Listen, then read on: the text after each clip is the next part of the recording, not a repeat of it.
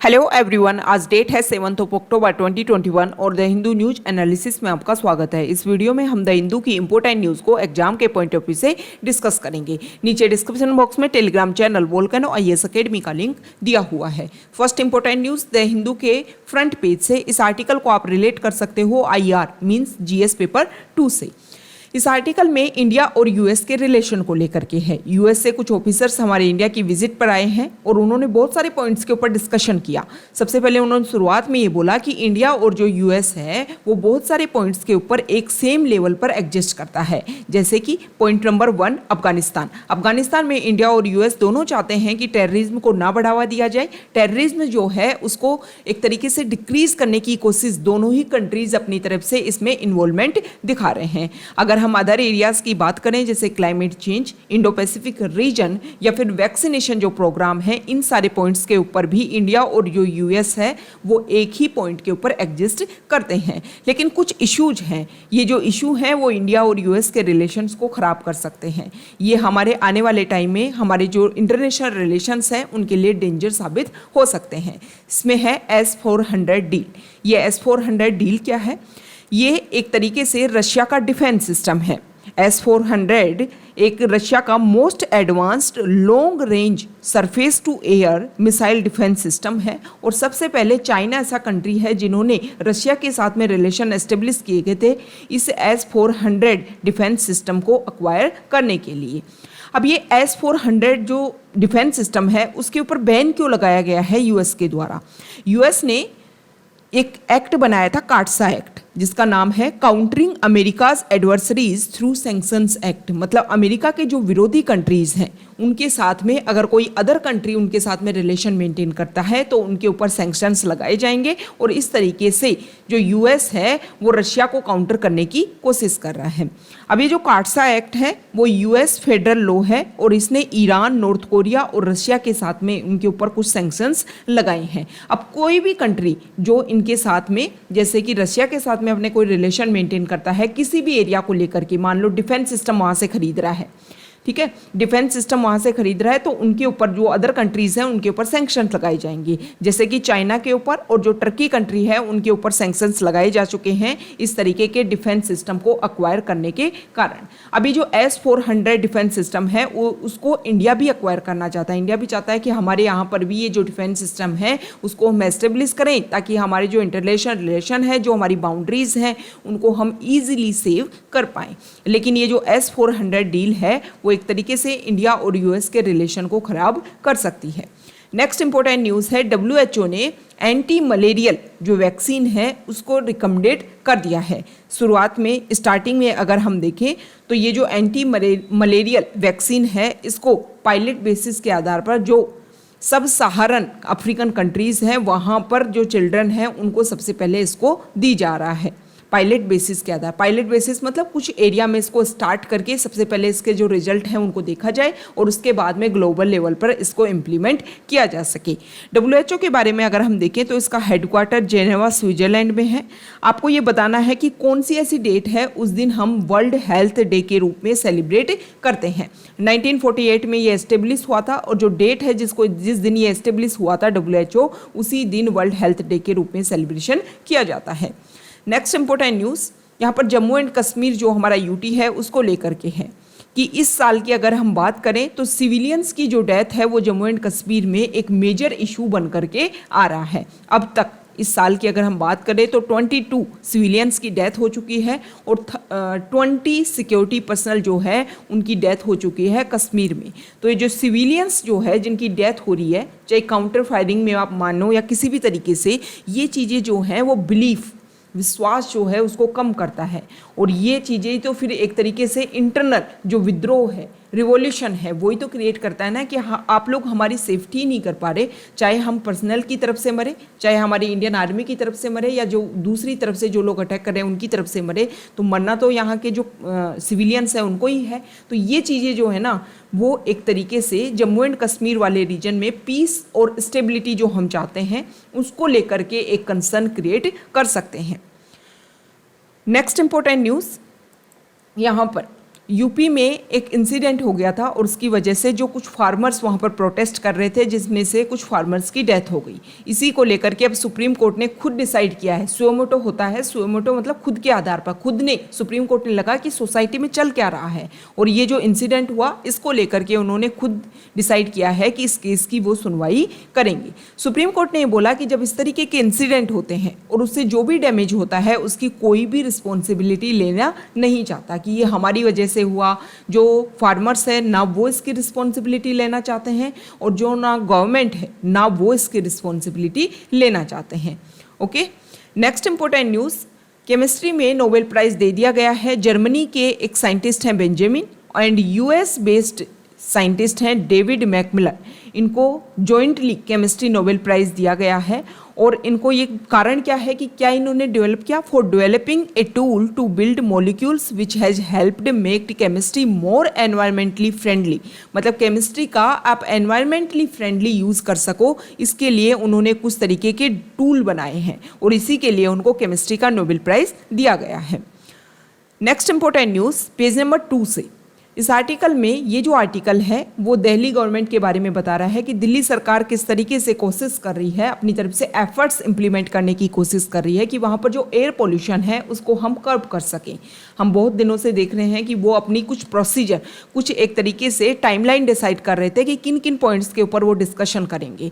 तो एक dust pollution भी एक मेजर इशू है एयर पोल्यूशन को इंक्रीज करने के लिए। तो वहाँ पर कुछ टीम बनाई गई हैं, 30 टीम, जो वहाँ पर जो भी कंस्ट्रक्शन साइट्स हैं वहाँ पर विजिट करेंगी और कोशिश करेंगी कि जो भी रूल्स बनाए गए हैं उनको ईजीली और अच्छे से इम्प्लीमेंट किया जा सके।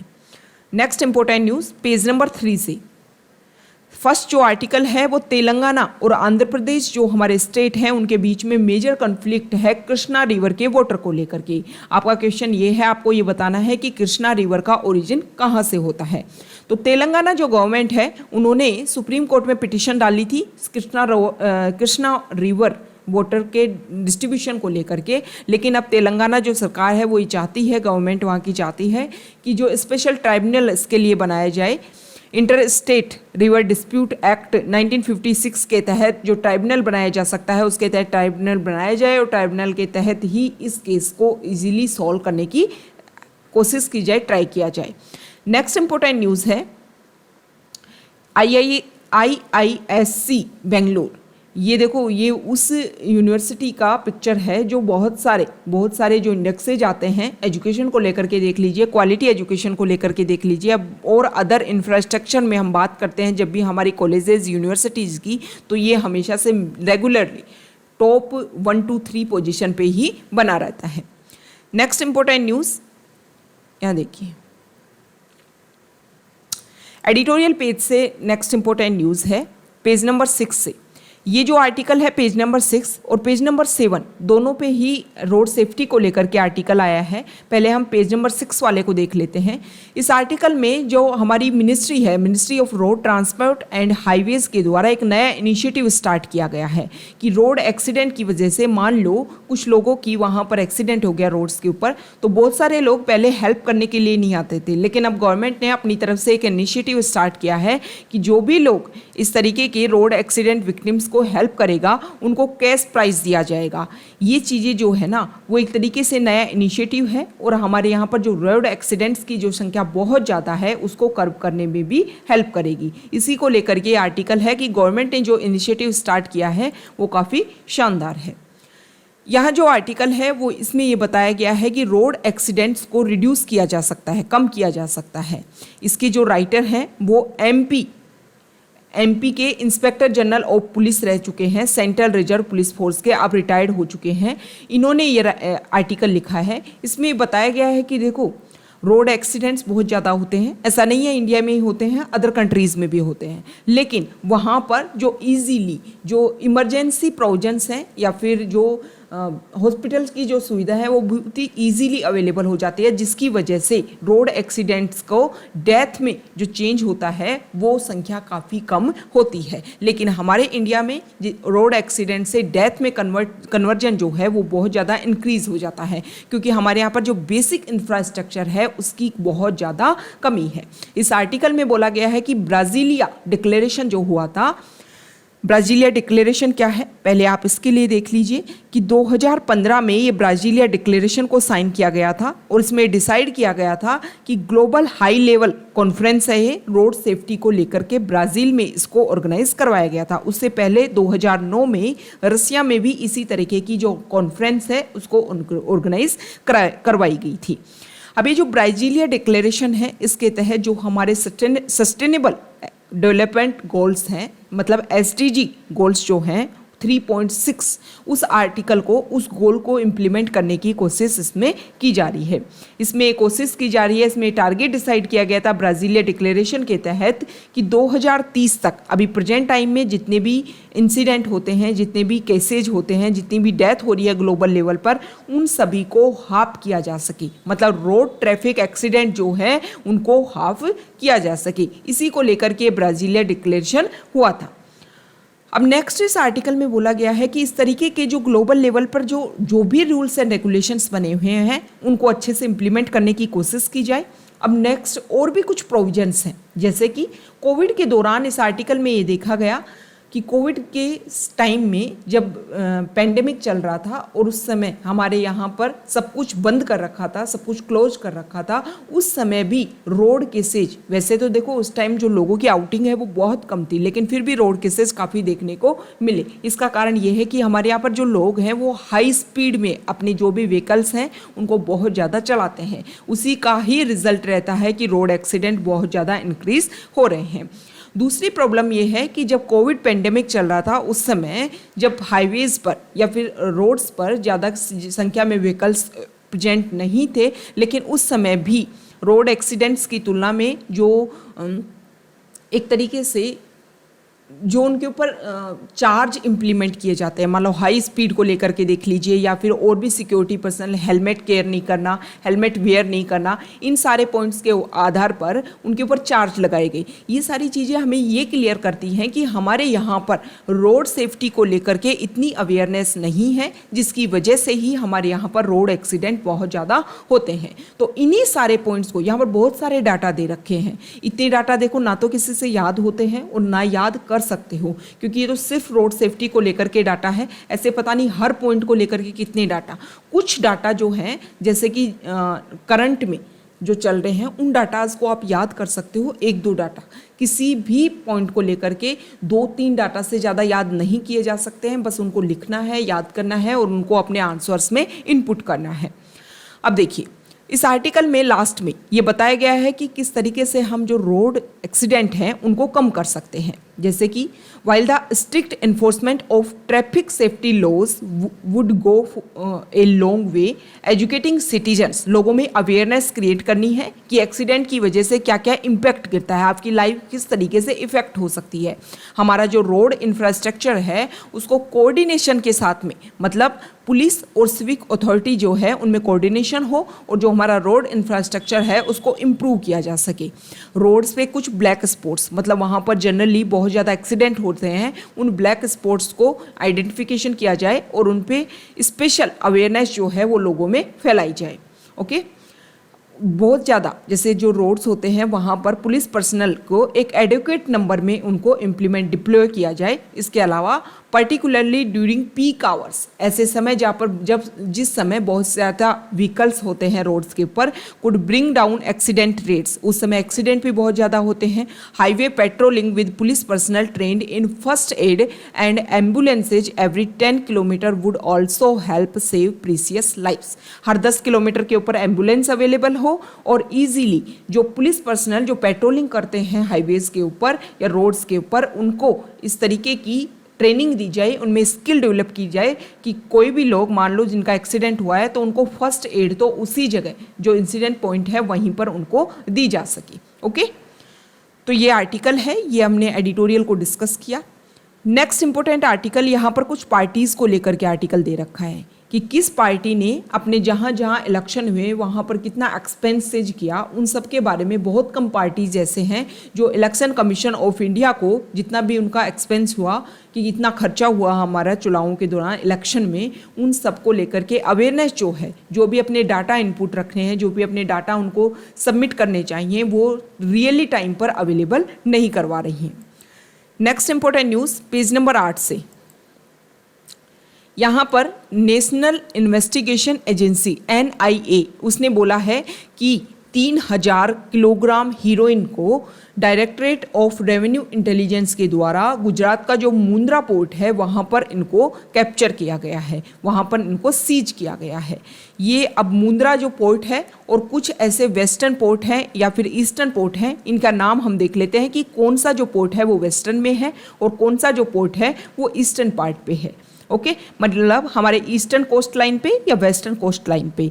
यहाँ पर जो ये रेड कलर में जो नेम है वो हमारे मेजर पोर्ट हैं, इनके नाम आपको ध्यान में रखने हैं। यहाँ पर है कांडला पोर्ट, गुजरात में कांडला पोर्ट, और ये जो है ये है मुंद्रा पोर्ट। ये इस तरीके के साइन से जो जिस पोर्ट को दिखा रखा है इसका मतलब है ऑल वेदर डायरेक्ट बर्थिंग, मतलब सभी वेदर जब होते हैं उस समय आप उनको इजीली अवेल कर सकते हो यहाँ से।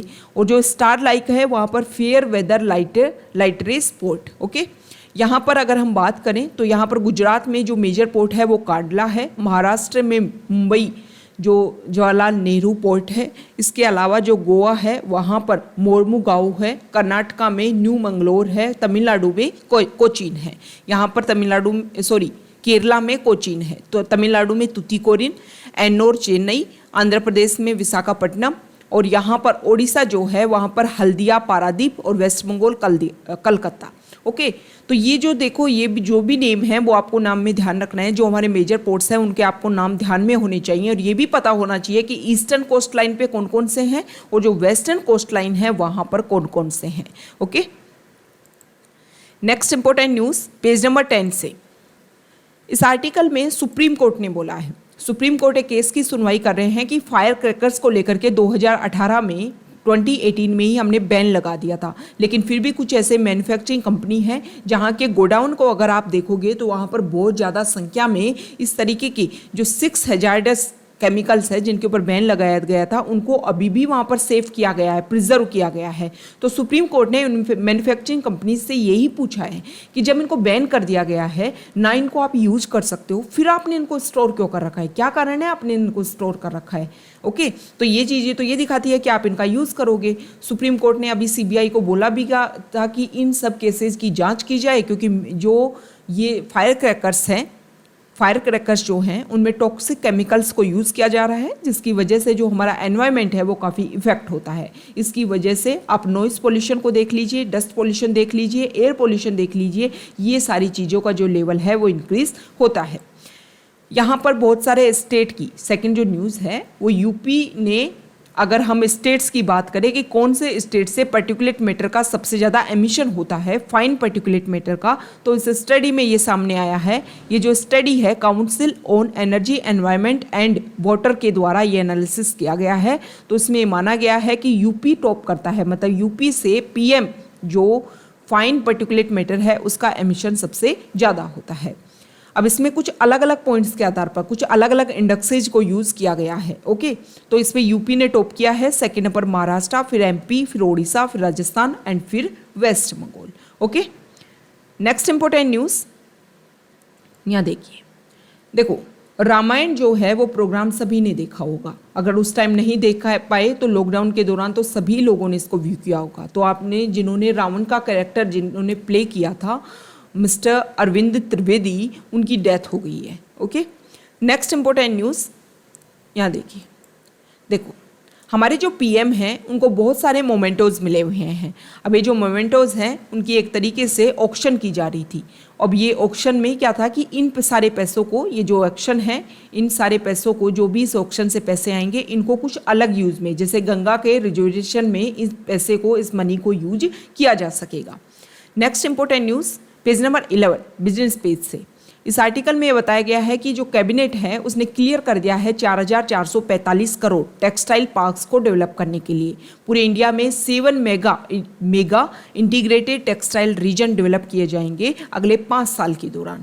ये जो चीज़ें हैं ये बहुत सारे एम्प्लॉयमेंट जनरेशन करेगी, और इसको लेकर के बहुत सारे जो स्टेट हैं वो बहुत ही चीप प्राइस के ऊपर अपने यहाँ पर लैंड अवेलेबल करवाने के लिए सेंट्रल गवर्नमेंट को तैयार है। Next important news page number 12 means foreign page से, ये जो आर्टिकल है इसमें पहले तो आसियान जो ग्रुप है उसके बारे में बताया गया है कि इस मंथ के लास्ट तक आसियान ग्रुप की मीटिंग होएगी। उसमें अभी म्यांमार के जो प्रेजेंट टाइम में जो आर्मी चीफ है वहाँ पे उनको नहीं बुलाया जाएगा अभी तो, लेकिन जो म्यांमार जो प्रॉब्लम है उसको डिस्कस करना ज़रूरी है, क्योंकि वहाँ पर ईजीली जो डेमोक्रेसी, कंप्लीटली डेमोक्रेसी एक तरीके से आने वाला था, उसको लाने में जो आसियान ग्रुप है उसको हेल्प करने की आवश्यकता है। देखो ये जो आर्टिकल है वो चाइना और ताइवान का जो क्राइसिस हम रेगुलर देख रहे हैं उसको लेकर के है। यहाँ चाइना मेनलैंड कंट्री है और ये है ताइवान, ये बीच में है ताइवान स्टेट। ये लाइन डिसाइड कर रखी है कि इस लाइन को क्रॉस करके अगर कोई भी एविएशन, कोई भी अपनी एरोप्लेन या फिर इनकी तरफ से, चाइना की तरफ से, अदर कंट्रीज़ की तरफ से एनक्रोच करने की कोशिश करता है तो ताइवान ये मानेगा कि जो उनका एयर जोन है उसमें एनक्रोच किया जा रहा है, मतलब एयर डिफेंस जो जोन है ताइवान का, ये उसकी मीडियन लाइन है। चाइना ने अपनी तरफ से, अगर इस साल की अगर हम बात करें, पिछले साल से जो चाइना है उन्होंने लगभग 750 से ज़्यादा जो जेट हैं वो ताइवान की तरफ भेजे हैं। तो चाइना ये चाहता है कि ताइवान जो है वो डिक्लेयर करे कि हम चाइना के अंडर आते हैं, लेकिन ताइवान जो है वो ये मानता है कि हम तो इंडिपेंडेंट हैं। 1940s के टाइम जब यहाँ पर सिविल वॉर हो रहा था तो उस समय ताइवान ने अपने आप को अलग डिक्लेयर किया था और चाइना जो है उन्होंने अपने आप को अलग डिक्लेयर किया था। ओके, तो ये आज का हमारा डिस्कशन है। Okay, thank you.